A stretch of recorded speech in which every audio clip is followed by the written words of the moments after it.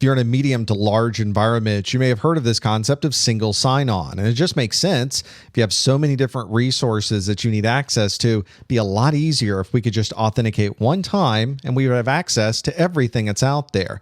There's many different ways to do this. It's obviously a relatively complex process behind the scenes to make this happen, but we've already talked about Kerberos, which is one of the more popular ways to provide a single sign-on process to the network, and there are also a number of third-party options available as well. You really don't see this much in smaller environments just because of the complexities that you would need to set something up like this.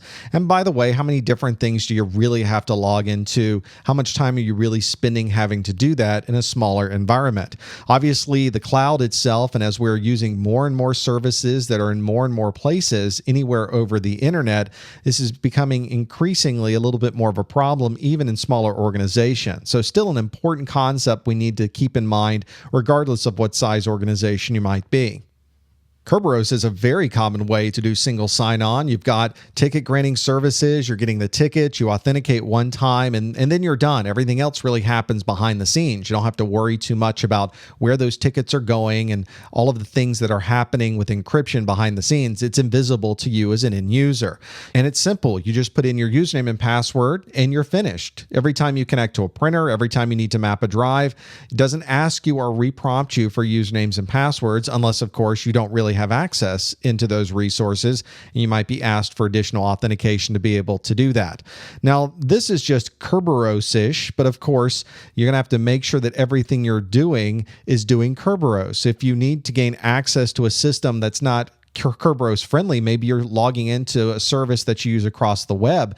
Maybe that web can't communicate back to your Kerberos servers to be able to authenticate. So maybe that doesn't work for everything that you're doing. So keep in mind that whatever system you're using for single sign-on is only going to work if everything plays together to be able to make that happen.